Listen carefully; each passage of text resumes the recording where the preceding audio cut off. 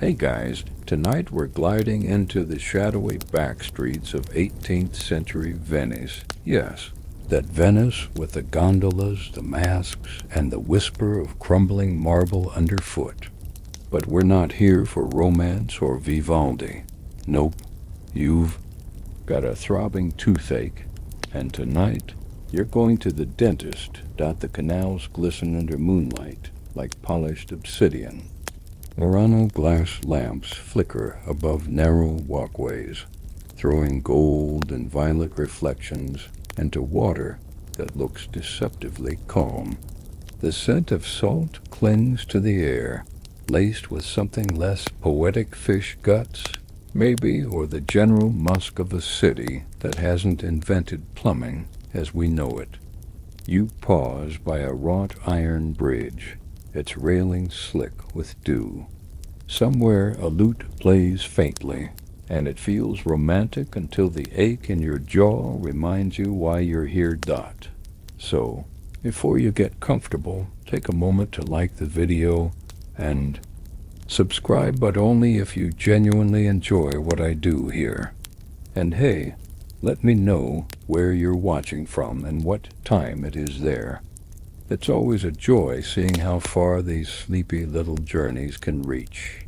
Now, dim the lights, maybe turn on a fan for that soft background hum, and let's ease into tonight's journey together. You've been told to find a man named Signor Malvagio, name that does not inspire comfort, but options are limited when it comes to dental work in 1762 Venice. Your tooth's been aching for days, and while some have offered folk remedies like pressing garlic to your gums or chewing swamp mint, you've decided to go all in. Big mistake. Your feet echo softly on worn stone as you move deeper into the San Polo district. Shops are shuttered, but a few windows flicker with life. You pass a masked figure leaning against a wall, their eyes barely visible behind a feathered beak-like mask.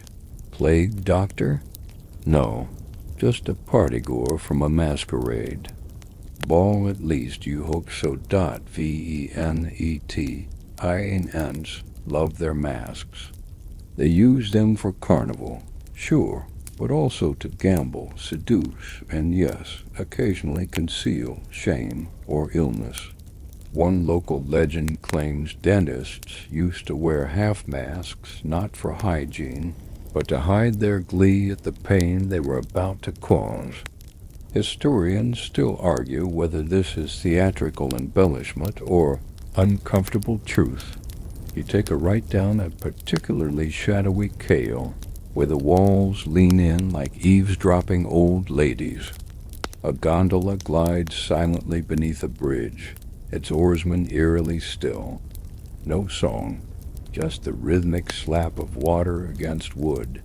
You hurry along, stomach tightening, not from fear of the dark, but from the knowledge of what's to come. You pass a bakery still faintly warm from the day's fire, the smell of old yeast and flour mixing oddly with seaweed.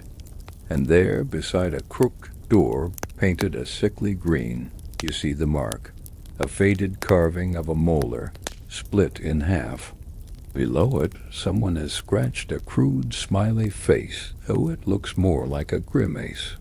This must be the place. The door creaks, open as you approach, releasing a gust of air that smells of clove oil, old wood, and something metallic. A cat watches you from inside, one eye milky, the other judging. It disappears as you step over the threshold, and the door swings shut behind you, like it has something to hide. The room is dimly lit by beeswax candles, their flames soft and sputtering. Shadows dance across shelves lined with jars, some hold. Herbs, others things better not examined too closely. A man sits behind a counter, polishing something shiny. You hope it's a coin. It's not. It's a tooth. Buonasera? he murmurs without looking up. You're here for the ache? You nod. He gestures to a chair that appears to have been cobbled together from two different kinds of furniture, neither of which were originally meant for sitting. You lower yourself into it and immediately regret the choice. He asks you to describe the pain. You mention pressure, throbbing, maybe an infection.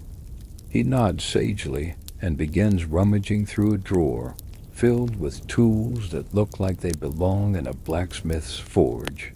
Forceps, tongs, something with a hook. There's no sense of sanitation, just options. It's either remove or cauterize. He offers like someone suggesting soup or salad. You don't like either of those words, at this point. You try to bargain.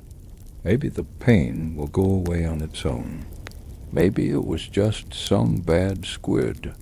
He laughs softly, but with an edge, and assures you it's best to deal with these things while the moon is high.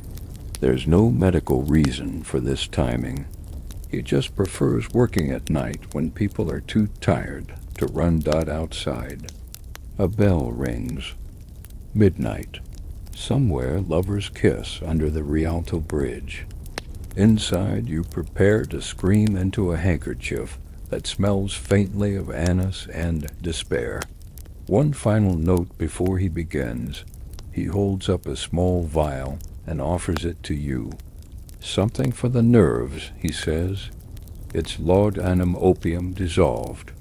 In alcohol, you sip. It burns, but a gentle warmth spreads through your limbs. Not comfort, exactly, but distraction, just enough to make you sit still. The laudanum doesn't knock you out, but it slows your thoughts just enough to make everything feel slightly underwater, which in Venice might be too literal a sensation. The room leans slightly left, or maybe it's your head, and Senor Malvagio, still not a comforting name, by the way, is now tightening a leather strap around your arm. Not for a blood draw. No, this is so you don't flail when he starts yanking. But let's not jump ahead. Before your molar meets its fate, you still have to endure the city itself. Venice in the 1700s is a masterpiece of contradictions ornate. Palazzos and crumbling stone, perfume and putrefaction. The canals may look like mirrors at dusk, but they're far from clean. In fact, you're starting to notice that smell again. Earlier today, before you tracked down your charming dental torturer, you wandered past the Grand Canal, hoping the breeze would distract you from the growing throb in your jaw. Bad idea. Summer heat bakes everything, and the water, brackish, opaque, and slow-moving, has become a swirling soup of sewage, fish guts, rotting vegetables, and human waste. Remember, this is pre-sewer Venice. Waste gets dumped directly into the canals, or tossed from windows with the classic call of attenzione, which is supposed to be your warning, but more often ends with an unpleasant surprise on your hat. Historians still debate whether the canals were ever truly clean, or whether we've all just romanticized their filth. One 18th century traveler compared the Grand Canal in summer to an oyster stew left too long in the sun. That was meant as a compliment. Sort of. You remember walking past fishmongers in the morning, their stalls stacked with eels, sardines, and the occasional tiny shark. Yes, that's a thing. The air smelled of brine, lemon, and scales, all of which was fine until it started mixing with the scent of animal dung, dead flowers, and candle soot. Venice has no horses, but it has plenty of pigeons and stray dogs, and neither are shy about. Where they do their business, as you passed through a campo, a city square, you paused by a fountain, hoping for clean water. Instead, you found a gaggle of barefoot children washing a bloodied handkerchief. They giggled at you, pointed to your swollen cheek, and made a wrenching motion with their fists. Great. Even the kids know where you're headed. You ducked into a nearby bakery, mostly to escape the odor. The baker, arms dusted in flour, offered you a pastry stuffed with candied orange and almonds. Delicious, yes, but a mistake.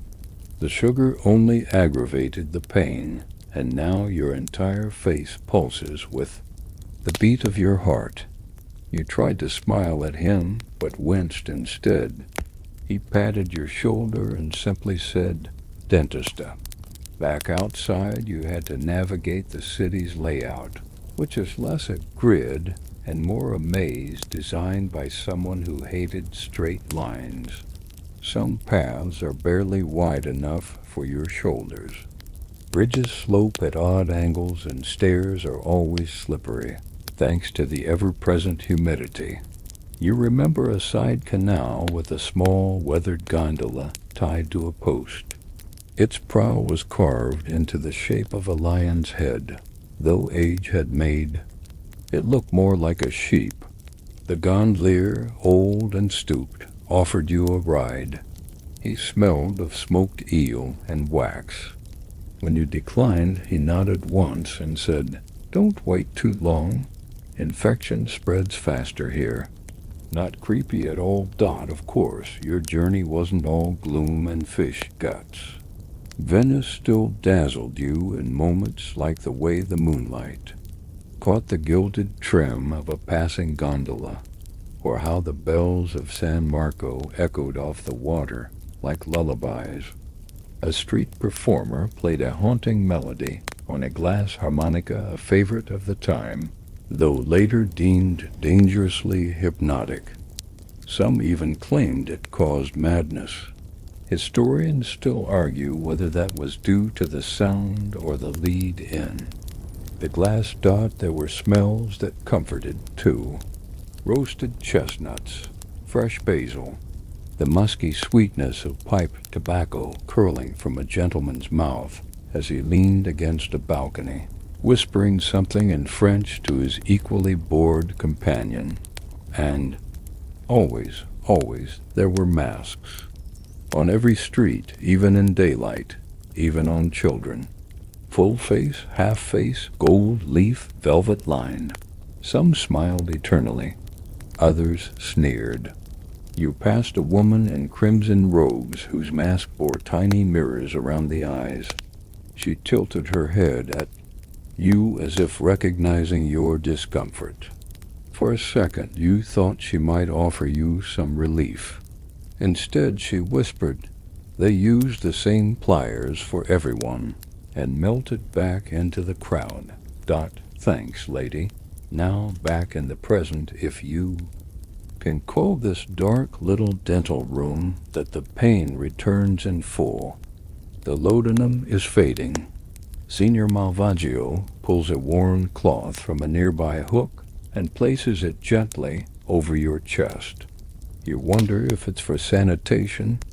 Then you see the bloodstains dot. He places a shallow bowl beneath your chin and asks you to tilt your head back. His hands are steady, but his breath smells of brandy and licorice. He selects a tool, a pair of iron forceps with a chipped handle, and smiles. "This will be quick," he says. You're not reassured. You try to brace yourself, but the chair creaks ominously under your shifting weight. Above you, a dusty chandelier sways slightly, though there's no breeze. For a moment, you think you see something in one of the glass. Jars on the shelf move. Maybe it's just the laudanum. Maybe not. He leans in. The candle behind his head flutters. The forceps descend, and all at once, Venice seems very far away. The pain doesn't arrive all at once. First, there's pressure. A creaking, slow-building force as Signor Malvagio clamps the iron forceps around your inflamed molar like he's adjusting a rusty hinge. The room holds its breath. Your jaw pulses. Your hands grip the sides of the chair hard enough to leave imprints. And then, without any warning, the sharp, electric sting of tearing tissue floods your senses, shooting up your face, through your skull, and out somewhere behind your eyes. You make a sound. Not quite a scream, not quite a sob, more like a wounded animal, yawning in reverse.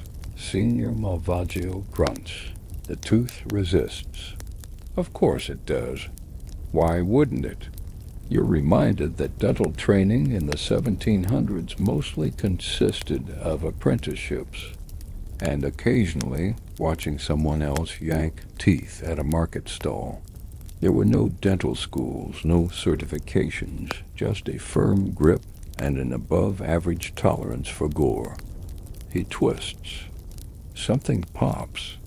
You black out for a second, not into unconsciousness, but into a different state of reality where the room's shadows throb and you're convinced the candle flames are whispering things like, "You should have chewed parsley," and "Next time try poultice." When you blink again, it's over. Sort of. He holds up the tooth with the pride of a fisherman showing off his morning catch. It's a grotesque little trophy, half-decayed, root bent like a claw.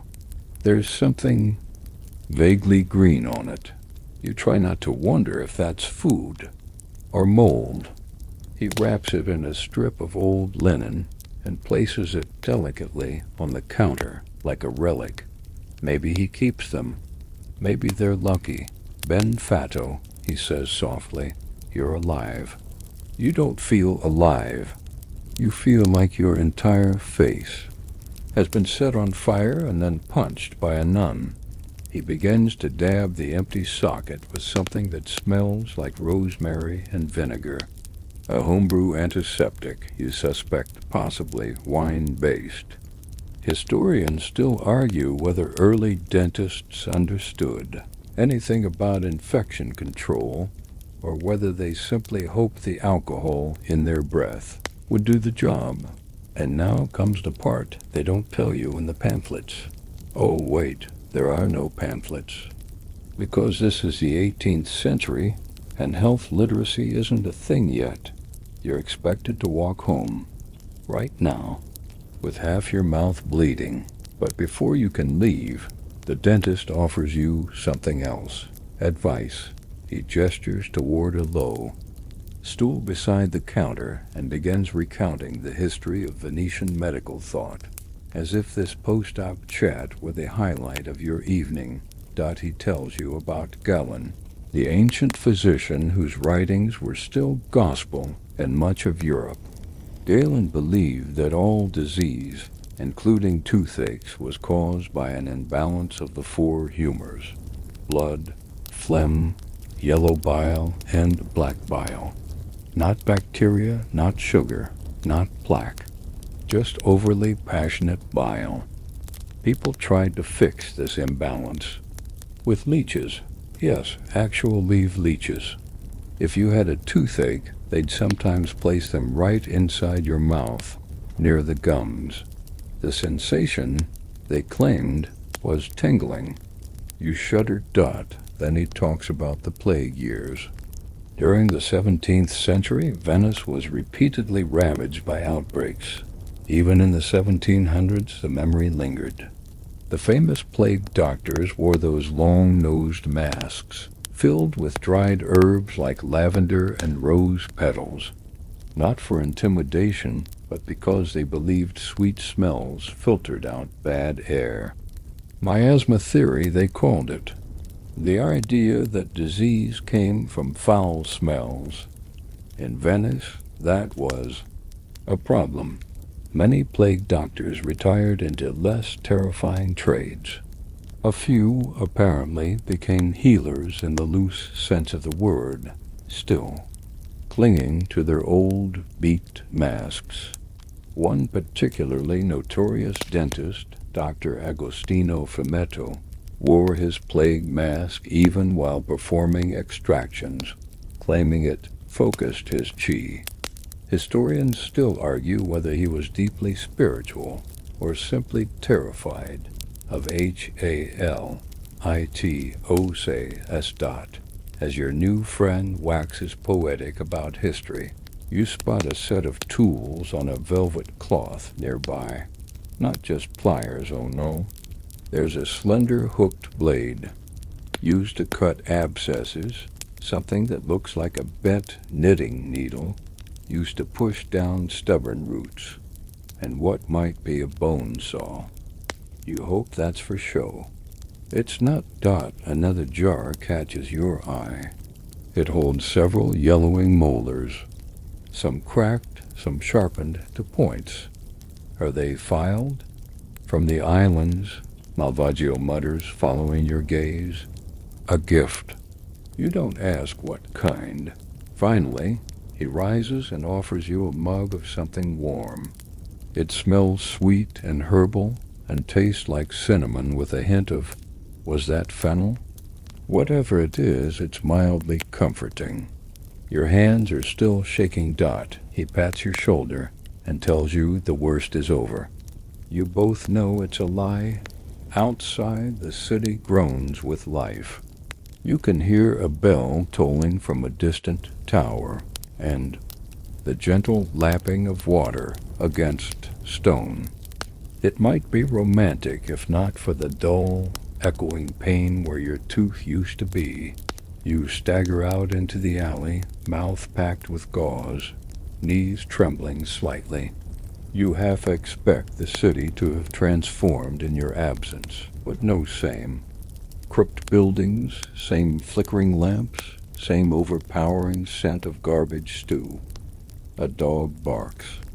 A cat meows. A man somewhere is singing about lost love and pasta. Venice carries on. You catch a glimpse of yourself in a dark shop window, face pale, eyes wide, jaw slightly swollen. You look like a ghost haunting your own body, and all you can think is, if this is what counts as advanced dental care, maybe chewing garlic wasn't such a bad idea after all. The alley outside seems narrower than before, the air thicker, the moonlight less forgiving. Your mouth throbs in slow, stubborn pulses. Blood mixes with saliva on your tongue, a taste that's metallic, earthy, and somehow bitter. You spit. Quietly near a drain, where something with whiskers immediately scuttles in for a closer look. Charming, but you're not done yet. Malvagio's backroom might have been the main event, but the supporting cast of 18th century Venetian dentistry is worth a visit. And you're about to discover that if you hadn't found him, there were other options, each somehow more horrifying than the last. You shuffle past a hanging lantern and turn down a quiet street where candlelight spills from a cracked wooden door. Above it hangs a crude painted sign, a shaving bowl, a tooth, and a pair of scissors. The trifecta. This, dear traveler, is the domain of the barber-surgeon. Yes, the man who could trim your sideburns could also trim your femur if needed. In this world, specialization isn't fashionable. One person might be your dentist, your bloodletter, your surgeon, and if you're feeling fancy, your wig powderer. You step into the doorway and catch the unmistakable sound of metal clinking in water. The place smells of sweat, bay rum, and what might generously be described as heated meat. The barber surgeon looks up from a wash basin, his red-stained apron fluttering as he dries his hands. He's young-ish, with a wiry mustache that curls like a Venetian bridge. He gestures toward the chair. You shake your head, politely. He shrugs and turns his attention back to a man getting stitches in his forehead, possibly from carnival. possibly from his last dental visit. These barber surgeons were popular among working-class Venetians. Fast, cheap, and available, no appointments, no comfort, just results. The tools here are displayed proudly on an open shelf. A pair of forceps, bigger than Malvagio's, a curved lancet, and a wooden mallet. The mallet, you suspect, is less for finesse and more for the stubborn cases. One traveler's journal described a barber surgeon in Venice who preferred to strike the offending molar with one blow, thus avoiding unnecessary fuss. Historians still argue whether that was efficient or insane. There's also a strong whiff of alcohol in the room, but not in the antiseptic sense. You notice a bottle of grappa beside the footstool. The patient being stitched up takes a swig and grins. Through cracked lips, you leave quietly before someone mistakes you for the next. Customer back on the street, you glance up. The stars have begun to blur slightly, not from clouds, but from the after-effects of laudanum and trauma. You steady yourself against a wall and consider your life choices. There are worse places to feel lightheaded than Venice, though. A gondola slides past at eye level, and you catch a brief glimpse of two passengers sipping wine beneath a canopy of silk. One of them laughs. You can't decide if it's beautiful or cruel. You follow the curve of the alley and nearly trip over a cobblestone before arriving at another door, propped open with a boot. Inside it smells of cloves, lavender, and boiling bone. This is a more refined establishment, a salone di guarigione, or healing salon, which is mostly just a fancier barber's shop with less visible blood and more incense.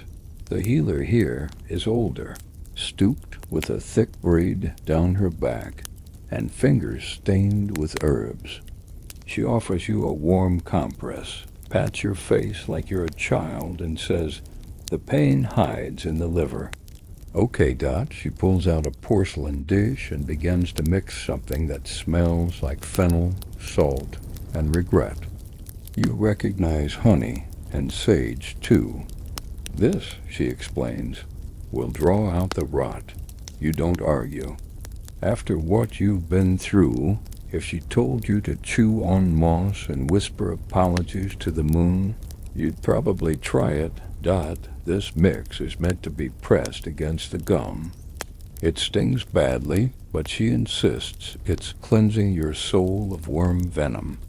You're not sure if she's being metaphorical. Worms, in fact, were often blamed for toothaches in the pre-modern world. Tiny, invisible tooth worms that burrowed into your molars and gnawed from the inside. No microscope, no germ theory, just guesswork, mythology, and centuries of repetition. Some people even claimed to see them wiggling in pulled teeth. Historians still argue whether this was due to hallucinations or moldy bread. The healer then offers you a rinse made from boiled wine and camphor. It burns like fire, but numbs the corners of your mouth in a surprisingly pleasant way. You consider bottling it.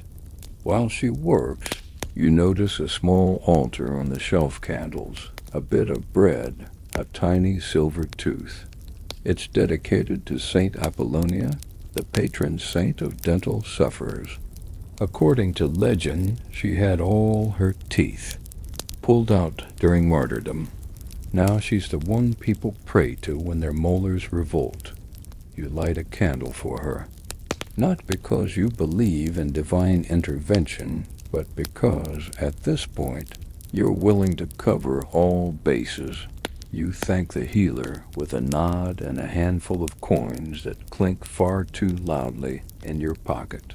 She blesses you in Latin and hands you a small cloth pouch containing clove buds. Chew one if the pain returns, she says. You step back into the night, mouth bitter with herbs, lips still tingling, and a growing suspicion that this entire city is conspiring to make you appreciate modern toothpaste. The stars are a little steadier now. The air is thick and slow-moving, like warm oil. A distant bell chimes 3 times. Time moves strangely here, coiling like the mist that's begun to drift across the water dot, and just as you start walking again, a familiar voice calls out from behind a wrought iron fence. "Careful, my friend," says the masked noble you passed earlier. "They say if you lose 3 teeth in Venice, the city claims your soul." A joke, probably. Hopefully. The nobleman vanishes behind an archway, his mask catching the last flicker of torchlight like a wink. You shake your head gently, because sudden movements still make your jaw threaten mutiny, and turn back into the narrow street. It's quiet now, with only your footsteps and the occasional squeak of shutters overhead. Breaking the stillness, your destination is near. You've been told the waiting room is shared by another dentist, a man reputed to serve all social classes, though his clientele skews heavily toward the very poor and the slightly insane. Naturally, you're intrigued. You round a corner, and there it is, a low, crumbling building tucked between 2 leaning houses with faded red shutters, and a crooked sign depicting a smiling tooth, surrounded by chickens. The moment you step inside, you're hit with a wave of warm, musky air and the unmistakable scent of damp straw. That's because this waiting room, as you guessed it, a chicken coop, or was until someone decided to side it, repurpose it for dental triage. Either way, the chickens haven't been entirely evicted. You find yourself stepping over feathers, eggshells, and one very unconcerned hen perched on a 3-legged stool. She clucks once in greeting, then resumes glaring at a loaf of bread as if it owes her money.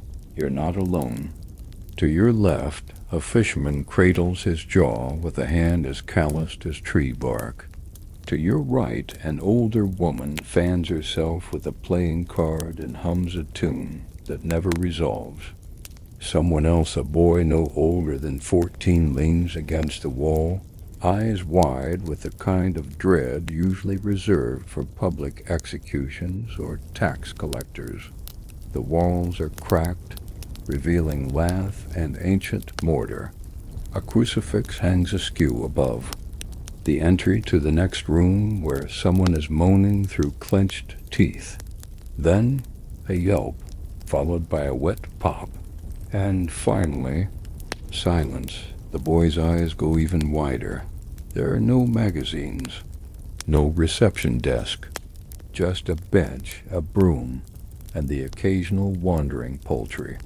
A rooster struts past like he owns the place. Maybe he does.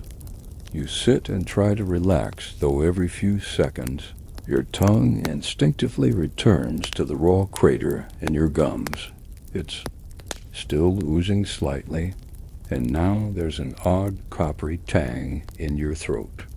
You consider chewing one of the clove buds the healer gave you, but fear it might attract more attention from the chickens. The man beside you leans over, breath heavy with anchovy oil, and whispers, he makes his own tools, out of bone. You nod politely, trying to look fascinated and not terrified. The moaning resumes from the other room, followed by laughter unsettling, sharp, echoing off stone walls. There's a legend in Venice about this place. They say the dentist here, nicknamed Il Becco, or the Beak, once pulled 15 teeth from a single man in one session. Not by request, just momentum. Historians still argue whether Il Becco was a real person or an urban myth crafted by overly imaginative gondoliers. Either way, the story persists. You glance at the entrance curtain. It's made from stitched-together potato sacks and flaps gently in the draft. Every few minutes, someone emerges from behind its face, pale, mouth wrapped, gaze distant, like survivors of something nameless. When your name is finally called, well, not your name exactly, but a close enough mumble, you rise and shuffle forward. The curtain parts, and instead of stepping into a room, you step onto a slightly elevated platform lit by a single lantern. The interior space is no larger than a stable stall. The dentist is a man of considerable girth, wearing an apron smeared with something that looks like both ink and jam. His tools are indeed carved, some from bone, others from antler, a few from what appears to be driftwood. There's even a pair of tweezers made of shell. He doesn't speak, just gestures to a stool and holds out a wooden bowl for you to spit into. The inside of the bowl is black with dried blood. You try to explain that your extraction is already complete. You point to your cheek. You offer a weak smile, but he simply nods, mumbles aftercare, and begins rummaging through a small burlap pouch. Out comes a bundle of dried leaves, a cork-stoppered bottle filled with some translucent golden liquid, and a candle stub. He lights the candle, drips wax onto a cloth, and presses it to your cheek. It's hot. You yelp. He seems satisfied. Then he waves a feather over your head, ostensibly for spiritual balance, and pats your shoulder twice. The ritual is done. You hand him a coin. He gives you a chicken feather. You're unsure if this is change or a blessing. As you leave the coop-turned clinic, the dawn light begins to press against the far side of the canal. The city is beginning to stir again. Bread. Ovens are firing up. Gondoliers stretch their backs. A street sweeper grumbles at a pigeon in perfect Venetian dialect. Your mouth still throbs. Your jaw clicks when you yawn, and your stomach is starting to regret that orange and almond pastry from earlier. But somehow, compared to the chorus of shrieks behind the curtain, you feel lucky. A child runs past you, trailing a ribbon and singing a song about Saint Apollonia. You catch only the chorus. Something about teeth turning to pearls if you sleep with rosemary under your pillow. Probably a myth. Then again, so's half of what you've seen tonight. You pause on a bridge and watch the sun shimmer off the canals. Surface. For a moment, Venice looks clean, timeless. Golden dot. Then a bucket of something unmentionable is tossed from an upper window, splashing into the water with a soggy plop. A seagull shrieks, and reality returns.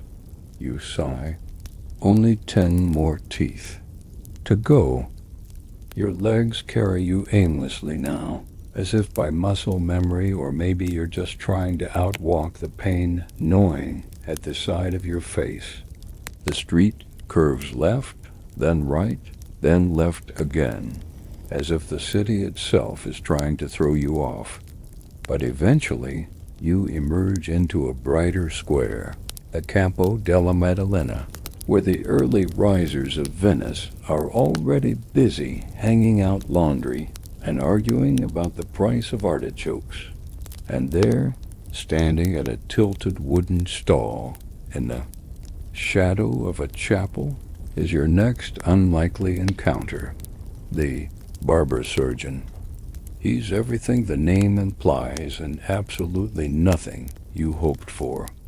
Broad-shouldered, with sleeves rolled to the elbow and a stained white smock, that has seen more body fluids than a battlefield. He's whistling as he sharpens a gleaming straight razor. On the stall beside him, a jar of leeches, a pewter bowl of toothpicks, and a pig's jaw bone, possibly for demonstration, possibly for lunch. You stop, because curiosity is a powerful drug. Need a trim? He asks, nodding toward your hair, which now clings to your face in damp post-trauma chaos. I've just had a tooth pulled, you croak, or try to. It comes out more like, add a touche. He squints. Ah, Malvagio. He's still working. Knights? Brave man. Brave is certainly one word for it. Without asking, he motions for you to sit on an overturned crate while he inspects your face. He smells faintly of soap, blood, and marzipan. His hands are surprisingly gentle as he prods. The swelling in your cheek. You'll want a rinse, he mutters, and begins mixing something in a cracked ceramic cup. It includes warm water, salt, and what looks suspiciously like vinegar and mint.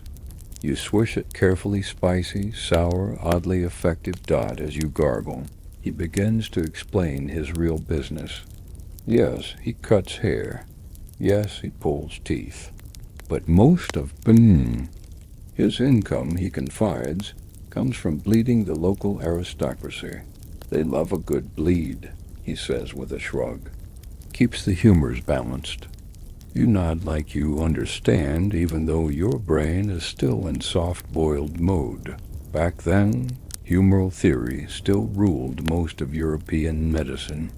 The body, according to centuries of belief, contained 4 fluids: blood, phlegm, yellow bile, and black bile, and all disease came from their imbalance. You could fix nearly anything, supposedly, by draining a little blood or inducing a little vomit. Toothache. Must be too much hot phlegm. This is why, as the barber surgeon proudly explains, his toolkit includes more than just razors and pliers. He's got a scarificator, an elegant little box of blades that flick out like a hedgehog, and a cupping set made from horn.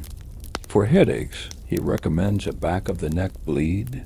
For melancholy, leeches to the inner thigh. And for insomnia, a quick ear prick and a splash of rose water. You try not to faint. He gestures toward a goat tethered nearby, chewing on a shoe.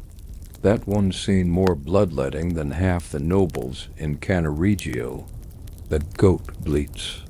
In agreement, then, to your horror, the barber surgeon opens a little drawer in his stall and pulls out a slim bottle of something cloudy and yellow. Tooth elixir, he says proudly. Made it myself. Cloves, fennel, a touch of camphor, and a little mercury. Mercury. You try to edge away, but he's already waving the bottle beneath your nose. It smells sharp and sweet, like rotten oranges and medicine cabinets.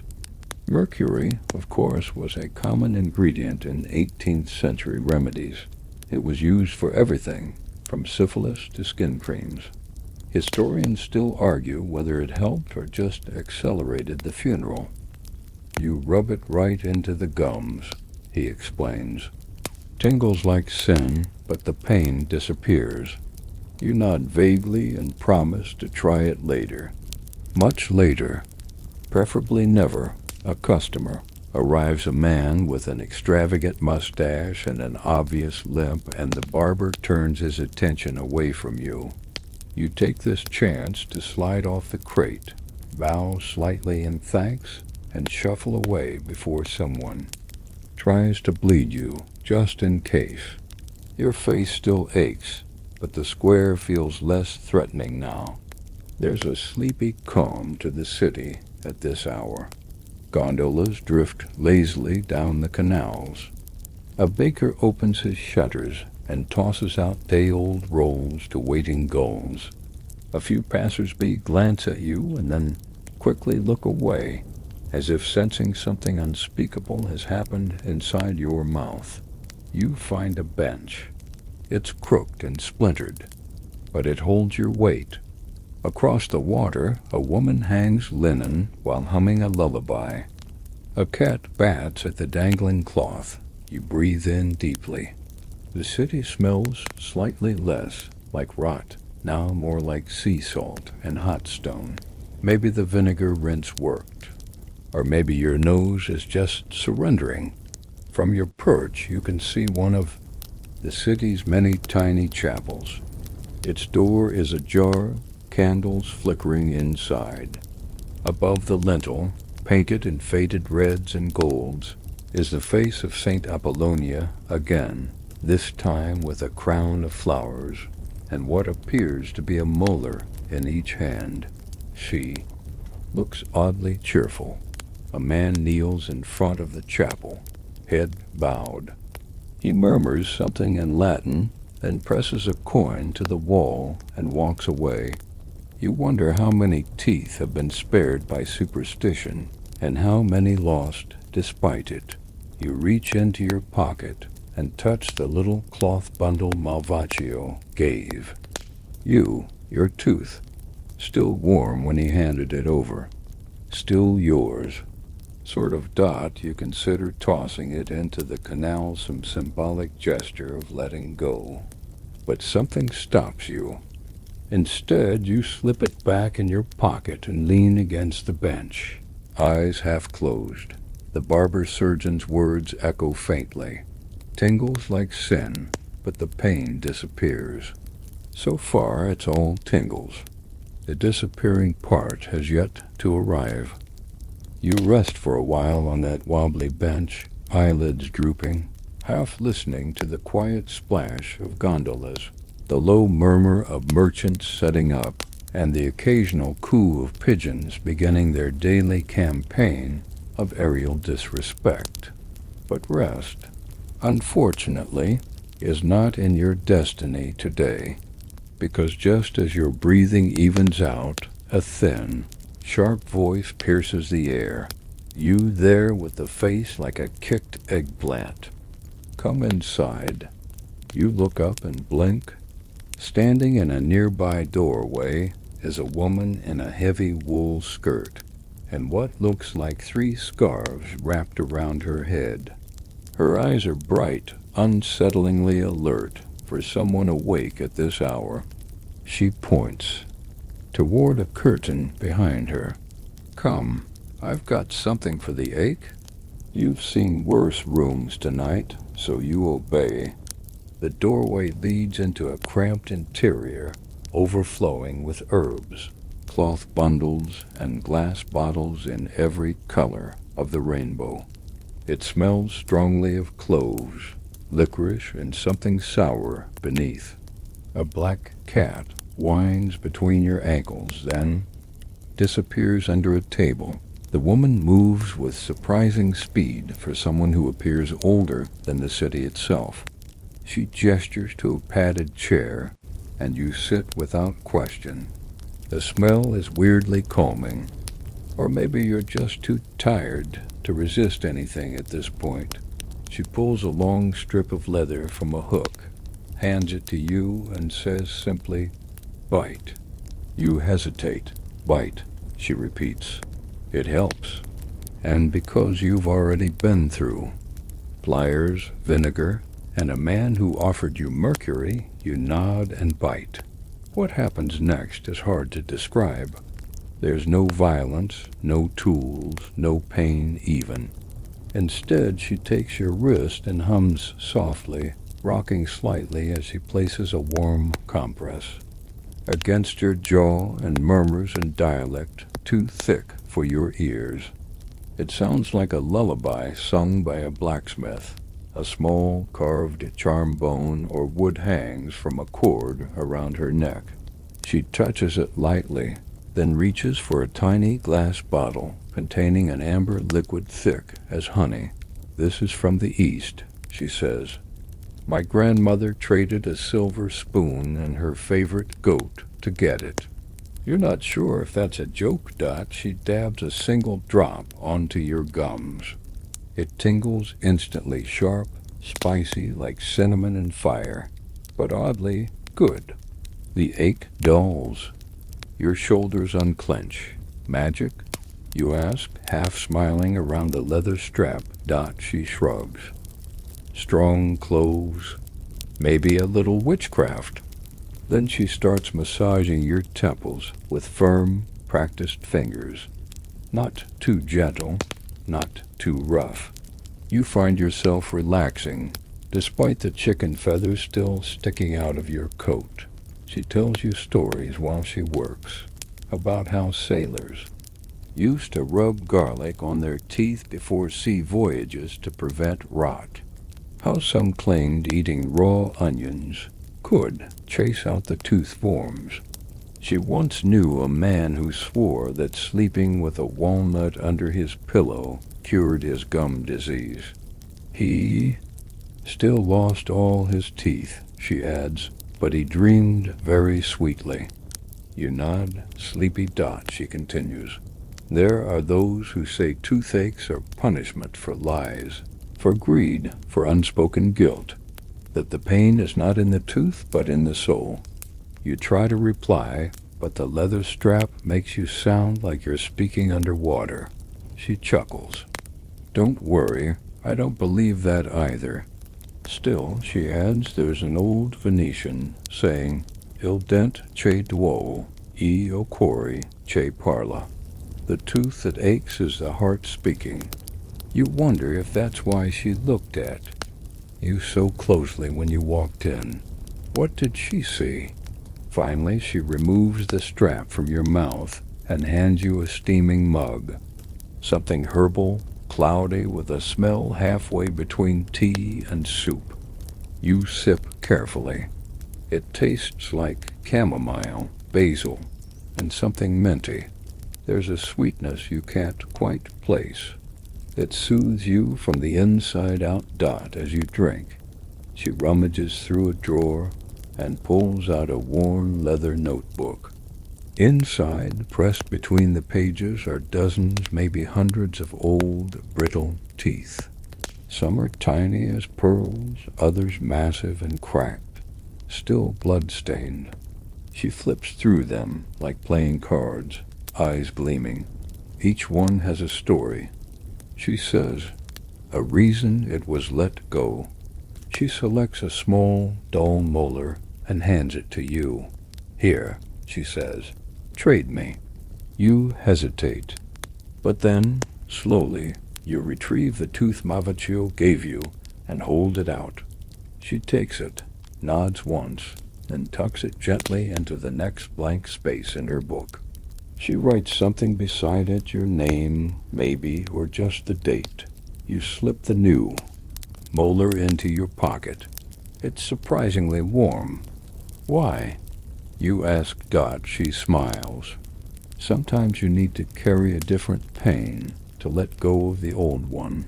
Poetic, maybe weird, but somehow comforting. Before you leave, she gives you a small pouch. Inside, a pinch of dried lavender, a piece of chamomile stem, and a single clove. For the road, she says, and the next tooth. You step outside and realize the sun has fully risen. The mist is lifting off the canal, and the sky above Venice is pale gold, feathered with pink. The city is already alive, markets humming, gondolas gliding, dogs barking at pigeons who couldn't care less. You feel lighter, still aching, still tired, but lighter, and tucked in your coat pocket is a tooth that doesn't belong to you, in a city that's never belonged to anyone. The tooth in your pocket hums with a kind of quiet absurdity. You're walking through 18th century Venice, carrying someone else's molar like it's a souvenir from a spiritual retreat. And honestly, by this point, it may as well be. You're not in a rush anymore. The pain has receded into a dull throb. You're not better, exactly, but you've entered a kind of post-suffering haze, what some might call enlightenment, and others might just call laudanum still doing its thing, you find yourself drawn toward the Mercato di Rialto Venice's bustling central market. It's early enough that most stalls are just being set up, the air filled with the gruff rhythm of crates being dragged across stone and the musical chaos of Venetian banter. You catch phrases like too much salt, and those tomatoes are as red as sin. And my cousin had a tooth like that, he died. Charming. You're hungry, though your jaw is less than cooperative. A stall keeper waves a fig at you enthusiastically. You shake your head. The thought of chewing anything that's squishy and full of seeds makes your empty socket ache a new dot as you meander between stalls of artichokes, sardines, and bulbs of garlic the size of your fist. You spot something peculiar, a table selling tooth powders. There are several small tins with labels in a delightful array of broken Italian and French, each claiming miraculous cleaning powers. The vendor, a round-faced man with a mop of curls and a grin far too wide for someone selling oral abrasives, beckons you closer. Try this one, he insists, shaking a tin labeled powder de dent magique.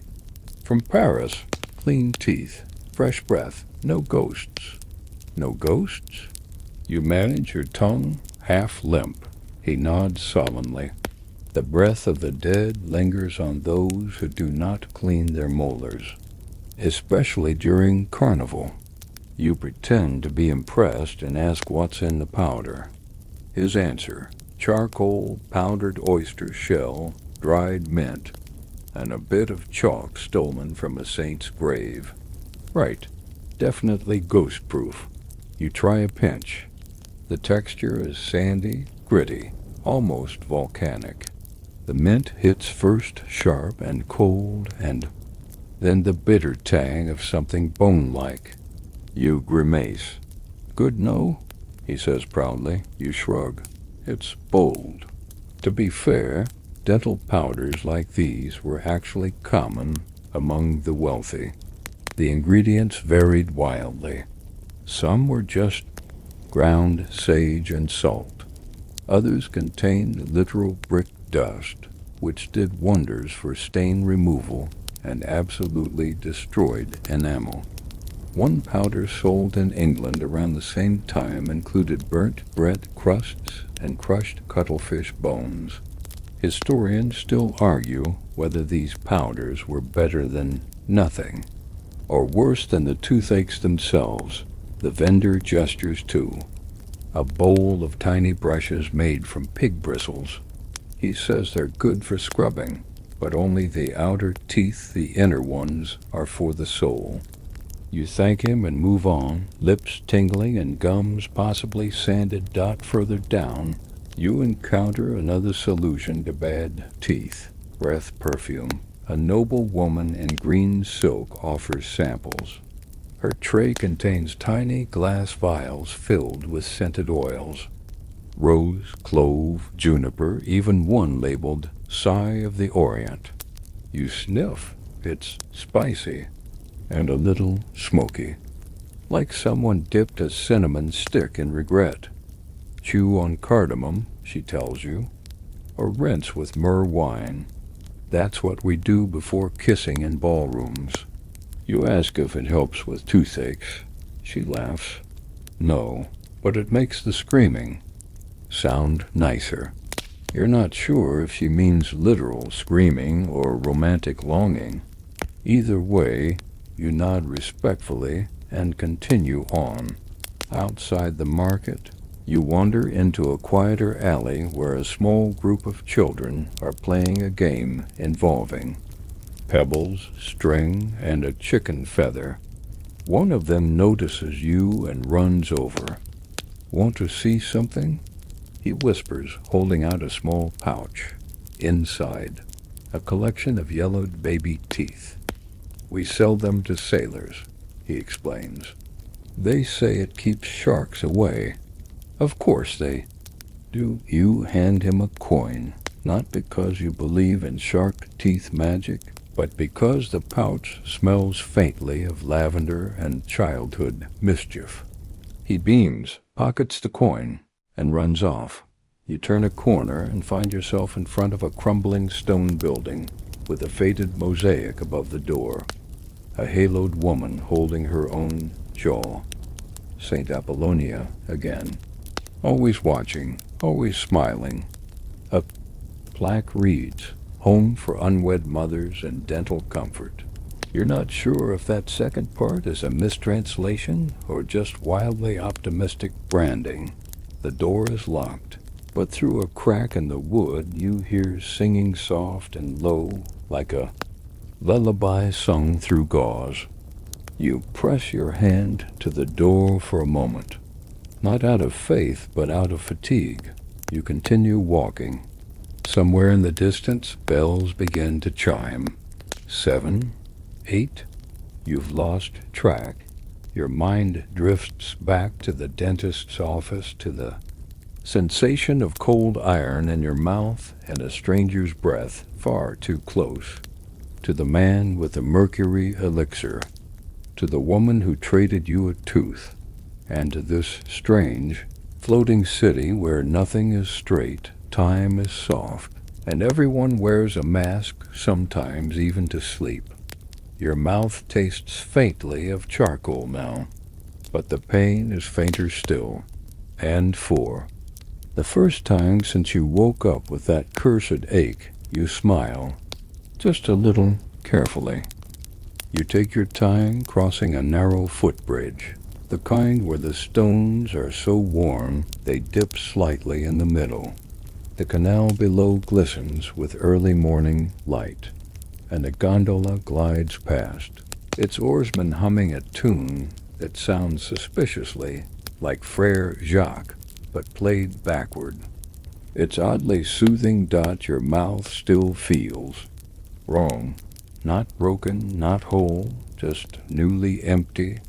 You keep curling your tongue into the socket where the tooth once lived, a hollow place you can't stop poking, despite knowing you absolutely should. But then again, Venetians of the 18th century weren't exactly paragons of restraint when it came to oral care. You stop near a fountain, a trickle of water sliding from a lion's mouth into a stone basin, and dip your fingers in. The water's cold and vaguely mossy. You rinse your mouth, letting the chill calm the burn still lingering from charcoal powder and mysterious clove mixtures. Across the campo, a man stands beside a wooden cart painted with bold red letters. Policia dentale, a clean smile, is a godly one. You approach with caution. His setup looks ambitious. Tin basins, cloth rags, long-handled brushes, and a small vial labeled Oleo di Serpent. Snake oil, literally. He sees you squinting and grins. It's not made from snakes. He assures you, just blessed by one. That's not the comfort he thinks it is. Still, you watch as he begins his pitch. A crowd gathers: dock workers, a butcher's apprentice, 2 women carrying baskets of laundry. He talks about purity, the rot of sin, and how the devil hides in unclean molars. Then, with a flourish, he unveils a 3-tiered brushing system involving olive ash paste, salted vinegar, and sun-cured mint rope. You try to sneak away. Too late.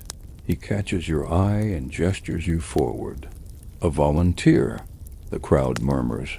Someone claps. The pressure is real. You step forward, only to be met with a bristled brush roughly the size of a shaving broom. He dips it into a jar of pungent black paste and gestures for you to open wide. You do. He brushes. It's not awful. In fact, it's strangely invigorating. The black paste foams slightly and your gums buzz with the sensation of 1,000 peppercorns. Doing jumping jacks, there's salt, ash, something like licorice, and a strange bitterness that tastes like old coins. He spins you around for the crowd and declares your breath fit for the Queen of Cyprus. You're unsure whether that's a compliment or a historical insult. The crowd claps anyway. Someone tosses him a coin. He bows, then hands you a small jar of the miracle paste. You nod your thanks, mouth tingling, and continue on. You pass a window where a young girl is brushing her teeth with a cloth wrapped around her finger.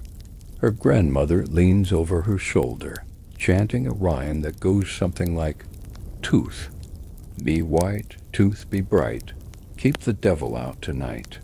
You smile. Again, carefully dot further down. An old man with half his teeth and none of his shame hawks. Mouth stones, tiny smooth pebbles that he claims, if kept in the cheek overnight, pull the ache from the bones. You ask what happens to the ache. It stays in the stone, he says solemnly, until it finds another fool. You pass. Your journey then leads you toward a quieter district, where small balconies overflow with ivy and linens flap lazily in the wind. You pause beneath. One of them, as a woman above pours a basin of water into the gutter with surprising force.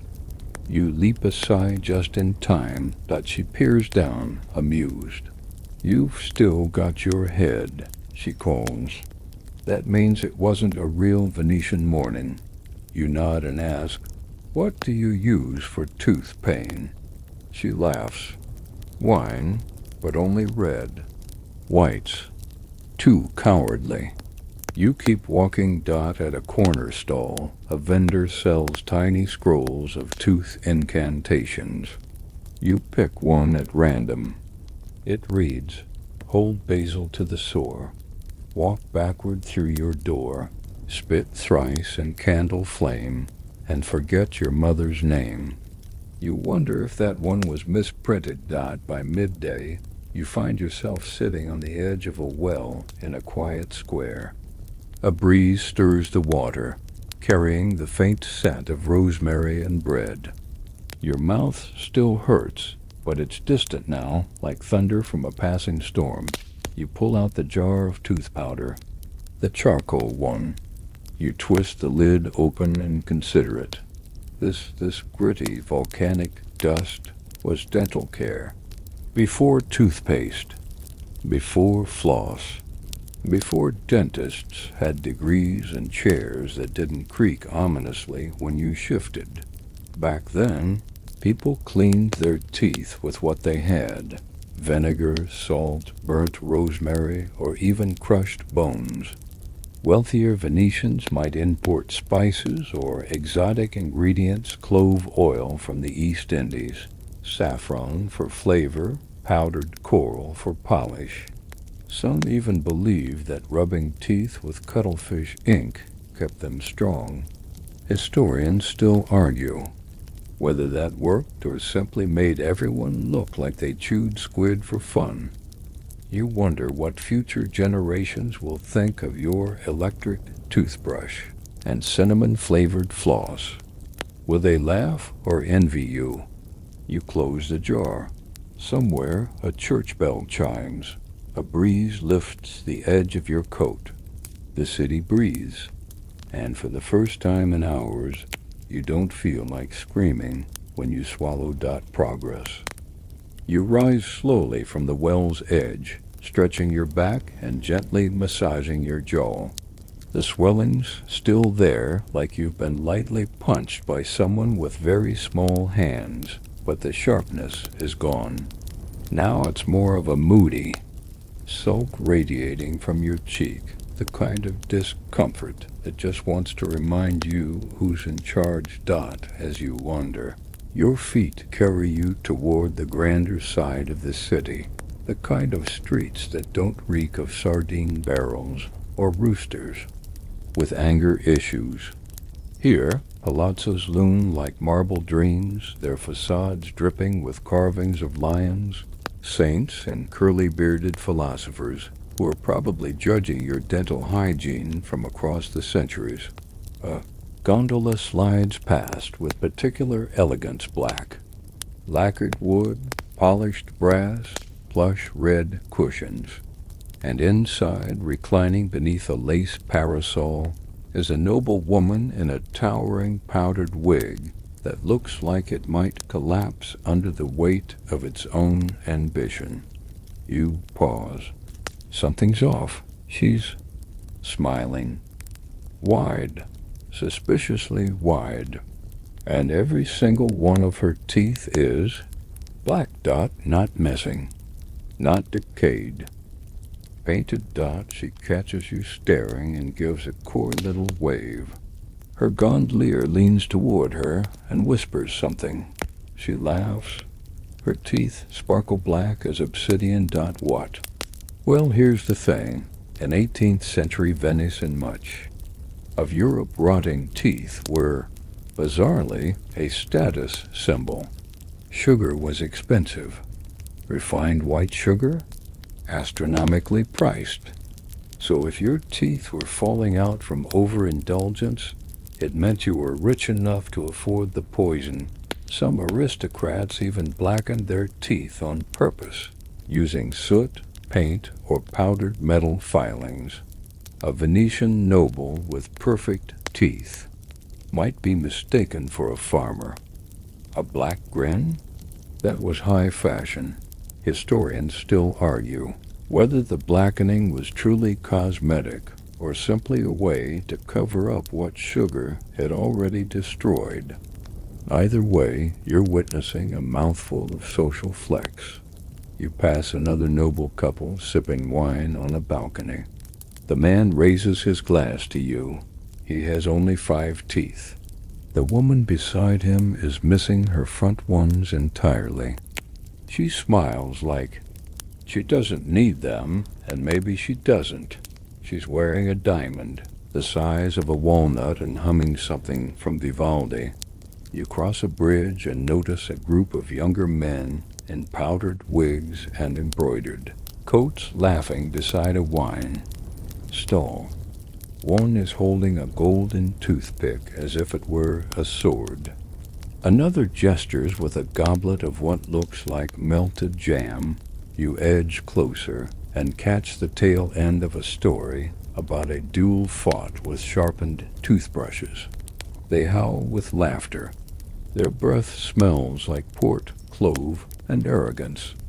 One of them notices your bandaged cheek. Ah, the great extraction, he declares, raising his glass. You've joined the Society of the Wounded. You nod cautiously. They're not mocking you. They're impressed. You know, one adds, wagging his toothpick. The Doge himself once had 6 molars removed before breakfast. Said it helped him think more clearly. The Doge. Of course, they offer you a sip of wine, and against your better judgment, you accept. It burns, but not in a bad way. There's something oddly comforting about drinking with men who consider pain a rite of passage. A woman in a yellow mask strolls past, trailing ribbons and rose petals. She winks at the group, then at you. Her teeth are golden, literally gold-plated. You wonder how she chews, or if she even needs to. Gold teeth weren't uncommon among the elite. Not just fillings, but full coverings, decorative inlays, even. Diamonds embedded in molars. One Venetian countess was rumored to have a ruby set in her wisdom tooth, so she could whisper wealth, whatever that means. She died of an abscess. Possibly glamorous, you thank the wine-wielding dandies and continue on, your mouth now pulsing gently in rhythm with your footsteps. Ahead, you spot a man leaning against a pillar. carving something small from ivory. You approach. He's working on a false-toothed delicate thing, curved just so, with a tiny loop at the end. Walrus ivory, he tells you, not looking up. Best for the front teeth. Cow bones fine for the back. Wood's no good, it stains? You ask if he sells them often, all the time, but not to the ones you'd think. He gestures vaguely toward the canals. Sailors, bakers, widows. It's not just the nobility who lose their teeth. It's anyone who eats or smiles too much. You ask about the loop. For a string, he says, ties around the good tooth, keeps the false one in place until soup night. You thank him. He nods, drops the tooth into a box with about 50 others, and continues carving. You realize now, nobody in this city has a perfect smile. They either fake it, paint it, gild it, or proudly display the ruins. There's no shame in bad teeth. Here only in not making it look intentional. You walk on, your steps slower, your breath easier.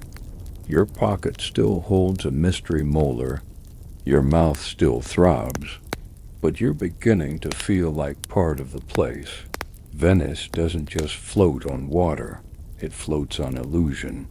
On carefully constructed beauty-hiding rot.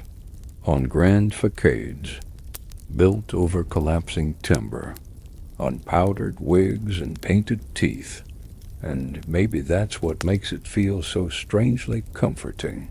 You pause beneath a bridge and glance at your reflection in the water.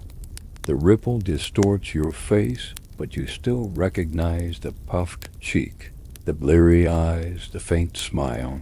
You look like you belong here. A gondolier passes behind you and mutters, "You look better than you did this morning." You nod. "I feel worse, but better." He shrugs. That's how you know it's working. You leave behind the palazzos, powdered wigs, and the faint smell of overripe grapes drifting from the noble quarter, and wander deeper into the city's winding veins. The grandeur fades with each turn. Ornate balconies become laundry lines. Marble. Courtyards become mossy stoops. Here, Venice feels less like a floating palace, and more like the stubborn old fisherwoman she truly is: practical, weather-worn, and entirely unconcerned with your aching jaw. You follow the sound of clattering. Hooves, but not from horses. Venice has no room for such creatures.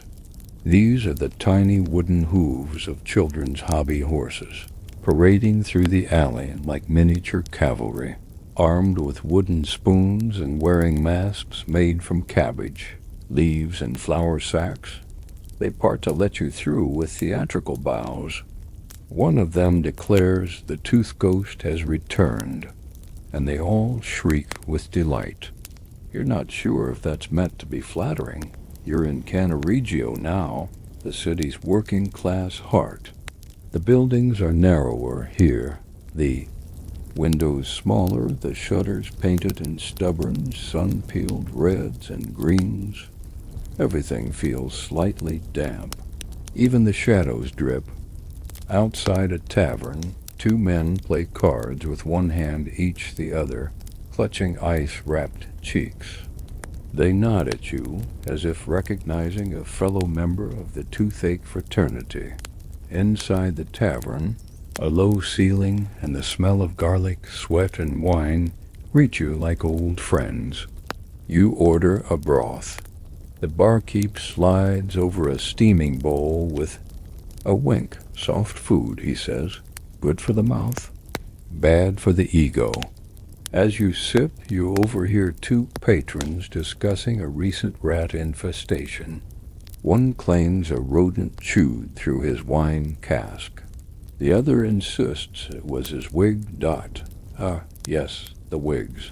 They're everywhere in this city. especially among the middle class trying to look more like the powdered elite. Swan's down, rabbit fur, goat hair, anything to give volume. But powdered wigs aren't just a fashion statement. They're an ecosystem. You remember hearing about a particularly tragic Venetian who woke one morning to find a rat nesting in his periwig. Apparently, it had mistaken the powdered starch for flour. He never wore one again and was reportedly shunned at masked balls for having too honest a scalp. Some wigs are so heavily perfumed that they attract moths. Others, rarely washed, become breeding grounds for lice. Historians still argue whether the fashion for wigs actually worsened hygiene or merely distracted people from real medical issues, like, say, the rotting in their mouths. You finish your broth and thank the barkeep, who gestures to a bowl on the counter labeled tooth dice. Inside are carved bits of bone shaped like cubes, each with tiny symbols etched into their sides. Supposedly, you roll them to see your dental fortune dot. You give it a try. The dice land on a molar and a tiny rat. The barkeep pats your shoulder. Maybe don't wear a wig today. You exit and walk slowly toward the canal's edge. Across the water you spot a young man holding a mirror to his face, inspecting his gums. His companion is painting his lips with crushed berries.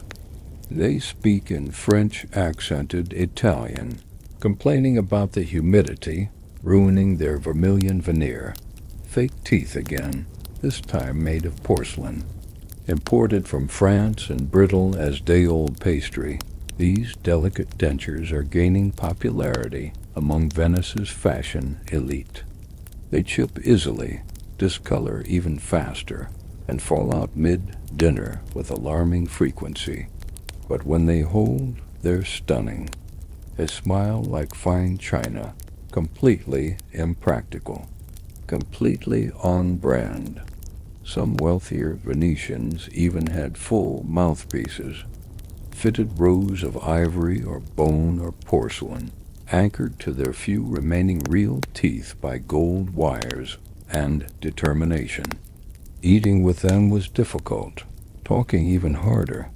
Smiling, risky. One nobleman famously sneezed during Mass and launched his entire lower dental set into the offertory bowl. He was applauded. No one even blinked. A gondolier pulls up beside you as you watch the waters churn and slosh against the algae-streaked stone. His passenger, a merchant in plum-colored velvet, is dabbing at his nose with a lace handkerchief. You overhear him, complaining about the expense of tooth polish made from crushed pearls. Apparently, it doesn't whiten fast enough. Pearls on your teeth. You wonder how many oysters died for someone's Instagram moment before Instagram. You stroll again, now passing by a shop window displaying tiny ceramic vials labeled with delicate cursive. Elixir Diodati, Rugiada del Respiro, Balsamo della Bocca, breath balms, gum lotions, tooth elixirs. The window is decorated with miniature portraits of serene-looking Venetians, all painted with impossibly white smiles. Lies, all of them dot, and then, just for fun, you look down and spot a rat. Not the cartoon kind. A real, wet, gray Venetian canal rat, sitting beneath the window, chewing slowly on something. Wait. A tooth dot, maybe dot, you take a long step back. The rat watches you, blinks, goes back to knowing dot this city, you realize doesn't fear decay. It wears it. Wears it like powdered wigs and black teeth and gilded dentures. Like perfume sprayed over mildew. It embraces the rot, decorates it, Charges admission. It's disgusting. It's brilliant. And as your jaw pulses with a sleepy sort of ache, you find yourself oddly comforted by it. Because here you're not the only one falling apart slowly, piece by piece. In fact, you might be the only one doing it without makeup. You head south now, meandering toward the districts where gondoliers sing for tourists who won't be born for another 2 centuries, and stone lions keep watch from rooftops like sleepy sentinels. The city feels softer here, less rot, more romance. But even in the places wrapped in silk and candlelight, the story behind every smile remains suspicious. You reach a quiet, bridge arched and flanked with ivy, when a figure in a pale gold mask steps from the shadows. "Buongiorno," she says. Her voice is low, smooth, and playfully bored. She's tall, elegant, cloaked in cream-colored velvet with satin gloves and a perfume that smells like smoked oranges and secrets. "Your face," she observes, "tells me you've had a long night." You nod. Was it the barber, the bone man, or the one with the rat wig problem? You blink. She's clearly been keeping up. She offers her arm, and against all good sense, you take it. Together, you walk beneath flickering lanterns as the city exhales around you. You pass a man singing to himself while sweeping the steps of a chapel. You pass a boy selling sugar-dusted figs out of a basket. And you pass an elderly woman who mutters something about molars and points at the sky. Let me guess. Your masked companion says someone gave you a clove, someone else gave you laudanum, and someone definitely offered to carve you a new jaw out of whalebone. You manage a weak chuckle. Close enough. She pulls you gently into a quieter side street, still canal-lined, but smaller, more private. A gondola bobs nearby, tied to a post carved with a lion's face. She sits on a low marble bench, gestures for you to join her. You do. From within her cloak, she pulls a delicate silver mirror, so small you could hide it in a glove and a little box of something that looks like licorice paste. "I like to keep my smile convincing," she says, dabbing a bit of the black paste onto a finger and rubbing it into her teeth. You watch as the gentle gleam of her grin turns obsidian. She smiles wide and unashamed. "Fashion," she adds with a wink, "and a bit of theater." You ask carefully if she ever had a real toothache. She nods slowly. 3 times. 1 extraction. 1 cracked root. 1 heartbreak. You raise an eyebrow at the last one. "Sometimes," she says, "the ache isn't from the tooth. It just lives there, waiting for an excuse." She reaches into a pouch at her hip and pulls out a tiny bottle. It's glass, stoppered with wax and sealed with red thread. Inside is something golden and faintly glowing. She holds it up to the light. "This," she says, "is Carnival Cure-All. Very exclusive. Only sold during the final night of Carnival. By a woman dressed as Saint Apollonia and 2 men who claim to be brothers but speak in perfect unison." You wait for her to laugh. She doesn't. "What's in it?" "No one knows," she says. "Some say saffron. Others say snake tongue and powdered moonlight. Whatever it is, it numbs the pain and makes you dream of perfect teeth." You ask if it works. She considers. "It worked for me once. Then I woke up and still had to eat soup for a week." She hands you the bottle. "For later," she says, "when the ache returns or when you need to forget it did." You pocket it next to your other mystery vial and your borrowed molar. Her Masked gaze lingers on you for a moment longer than it should. Then she rises. "I must vanish," she says with a flourish, "like all illusions. But remember, anyone who smiles too brightly in Venice has something to hide." With that, she disappears down the alley, cloak trailing like mist, mask glinting like mischief. You sit alone now, the city settling around you like a cloak. Bells chime in the distance. Pigeons argue on a nearby roof. A cat slinks past, clearly uninterested in your emotional state. You rise, walking slowly toward the canal's edge, where the water ripples in soft golds and grays. A gondolier snoozes under his striped umbrella. His passenger, a man in a crushed velvet coat, is sound. Asleep, mouth open, revealing 2 rows of uneven, beautiful, crooked teeth. It's oddly comforting. You take a seat near the water and remember a story the masked woman whispered as you walked about, a Venetian noble who filed his teeth to points so he could bite better into candied dates. He was supposedly charming, impossible to kiss, and died after swallowing a walnut whole. Another tale spoke of a dentist who could tell fortunes by examining molars. The story went that he once looked into a duchess's mouth and fainted. When he woke up, he left the city and became a monk. There are always stories here of lovers who swapped teeth as tokens, of blacksmiths who secretly carved dentures at night, of children who fed their baby teeth to pigeons, believing they'd grow new ones faster if the birds flew east. Historians still argue whether any of these tales have truth behind them, or whether Venice simply prefers a good story over a boring fact.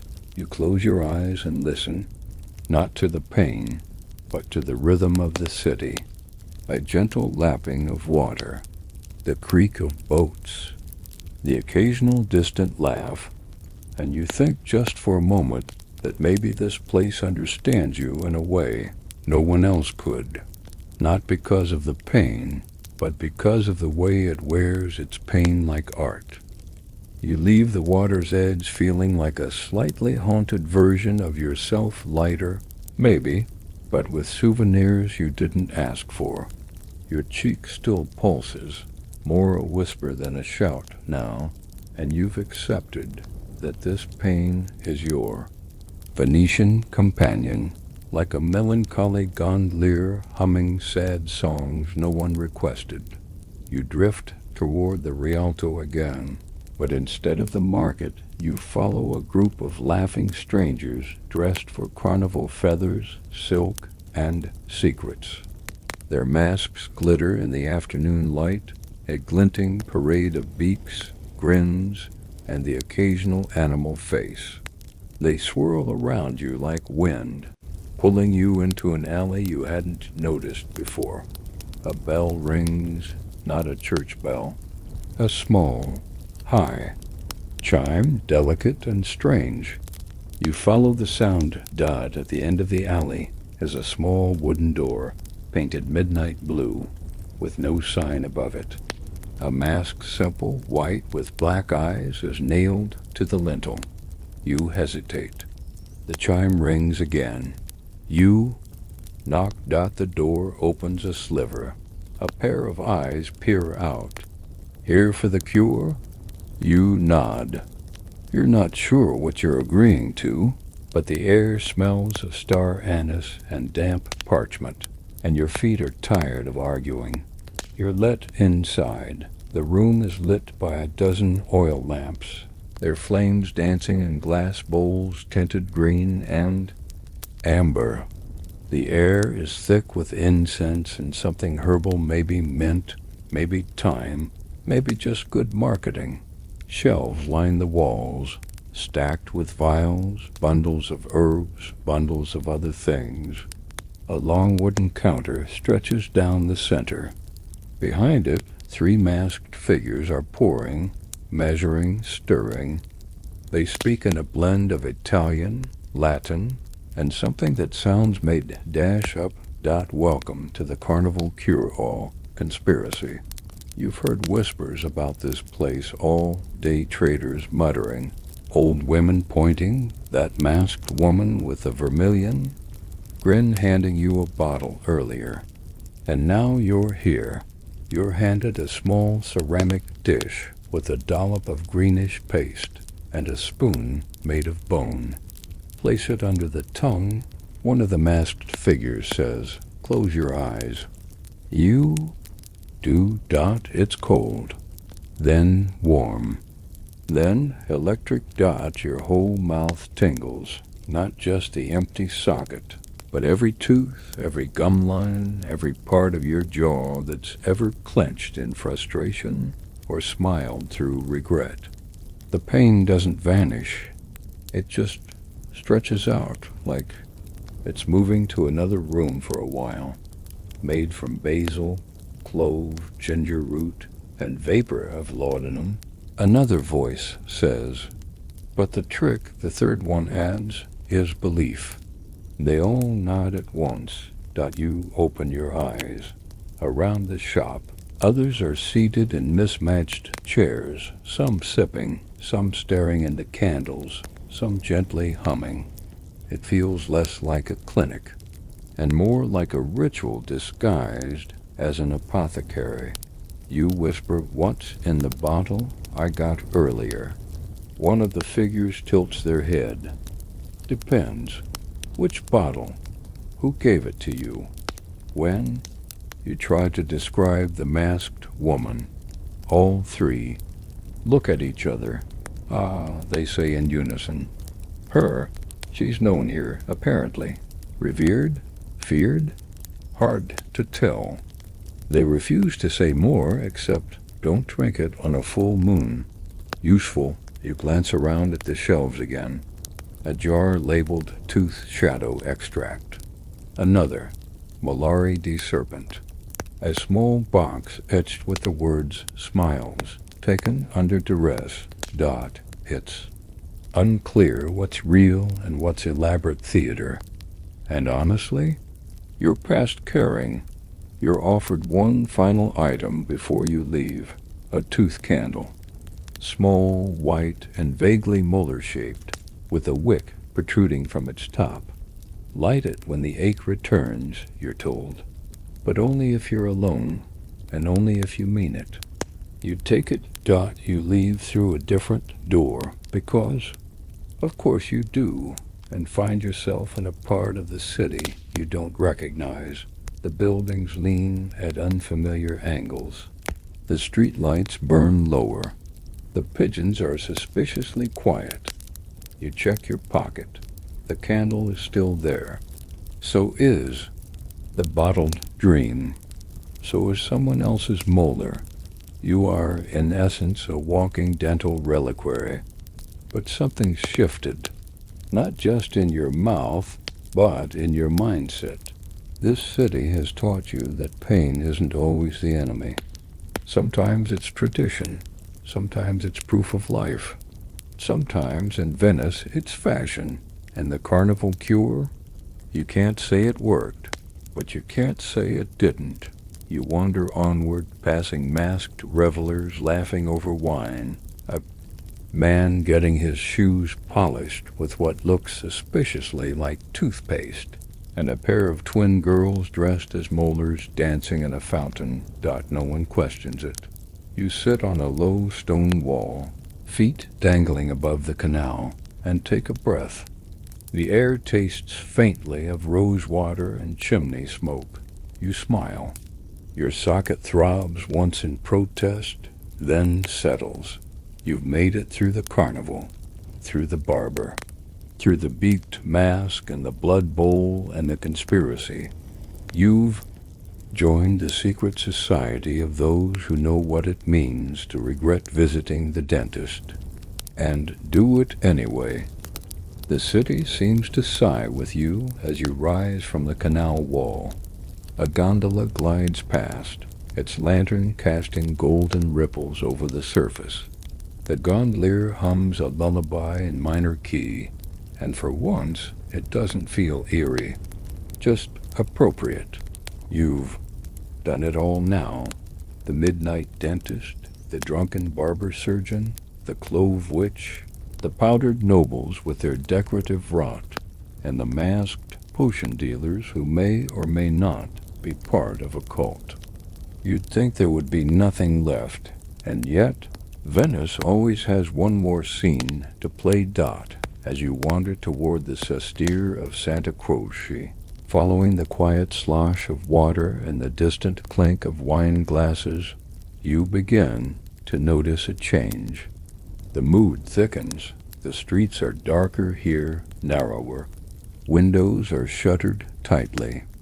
The laughter from earlier is gone. You turn a corner and nearly walk into a small boy holding a box. He says nothing, just lifts the lid. Inside is a row of teeth, human, yellowed, irregular, all wrapped in cloth and arranged like candy in a confectioner's display. For sale, he says. You blink, yours for 1 copper. Or a story. You tell him a story briefly about your night of agony, the tooth that left you, and the molar you were gifted in return. He listens solemnly, nods once, and selects a tiny, cracked incisor from his box. He hands it to you like he's offering a favor, not a transaction. Keep it with the others, he whispers, so they don't get lonely. You're not entirely sure who they are anymore. The boy vanishes down the alley, leaving you alone with your collection. You pocket the newest edition, now 3 teeth, 1 candle, 1 bottle maybe poison, and a handful of dubious powders. You're basically a walking Renaissance fair of dental despair. You stop by a bridge to rest. It's low arched and barely lit. You sit at the top, staring out across the still black water, and wonder for a moment if this entire day actually happened. Then something thumps beside you. You glance down, that it's your tooth. Your tooth, the one Malvagio pulled. Still wrapped in stained cloth, somehow back in your pocket. You hadn't felt it return, but there it is. A little piece of pain, memory, and possibly revenge. You unwrap it slowly, inspecting its yellowed surface, its bent root, the tiny fissures like veins in old marble. It looks like it's been through something, and maybe, in a way, so have you. You consider throwing it into the canal, but then a hand appears beside you, wrinkled, pale, holding a small wooden box carved with stars. The old man attached to the hand sits beside you silently.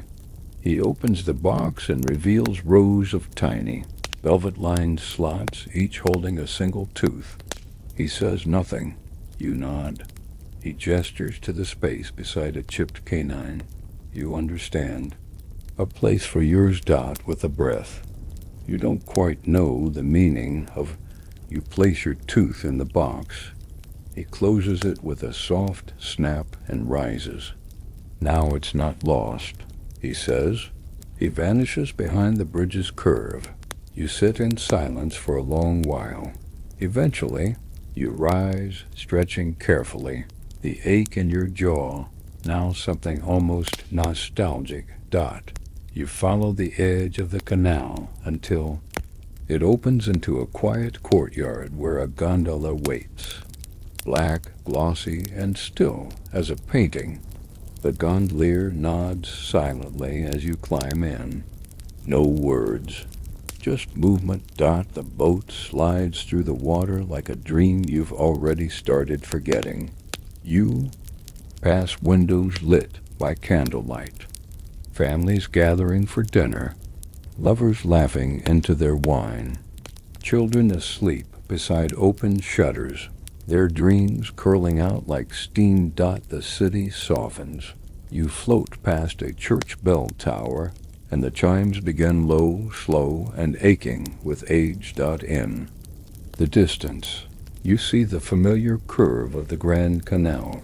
You're almost home. Then the gondolier hands you something, wrapped in cloth. It's your tooth again. No explanation. No nod. Just a fact. You sigh, half-dash, smiling. Of course, it comes back. This city doesn't let go of anything. Not its ghosts, not its legends, not its teeth. You tuck it away once more, just in case. The gondola glides forward with that peculiar Venetian grace, half floating, half whispering, carving through the canal as the city leans in around you, as if to listen. The oar dips and sways in rhythm, a metronome for the final stretch of your strange, aching journey. The air is cooler now, crisp, the kind of cool that clings to your skin and slips behind your collar, a welcome contrast to the heat that once pulsed from your swollen cheek. Your jaw no longer feels like a furnace.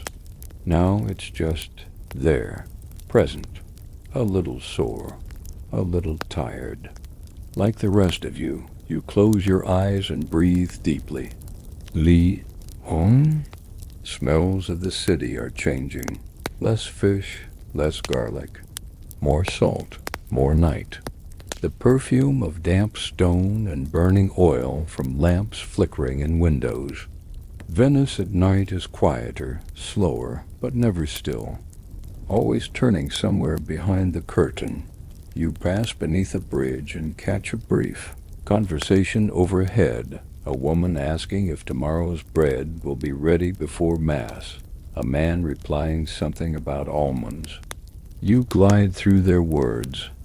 Like a ghost, the gondolier makes no sound. He's just there, guiding you through the veins of a city that refuses to sleep. Even when it begs you to, you feel the weight of your pockets. The mystery vial, the molar not your own. The tooth you tried to give away. The candle. It's ridiculous, really. A mobile shrine to one bad night. But you keep it all. Because what if you need a reminder? The gondola turns sharply into a narrow canal, the kind with no sidewalk, just mossy walls and shuttered windows. The only light comes from the reflection of stars in the black water. Your reflection is there, too faint and stretched, like a mask someone wore too long. You stare at it for a moment, not out of vanity, just curiosity. You don't look like someone who went to the dentist. You look like someone who survived the dentist. The boat slows. Ahead you see your door, the one you passed so many hours ago, with the green paint and the faded molar carving above it. Full circle, back at the beginning. Except you're not the same person anymore.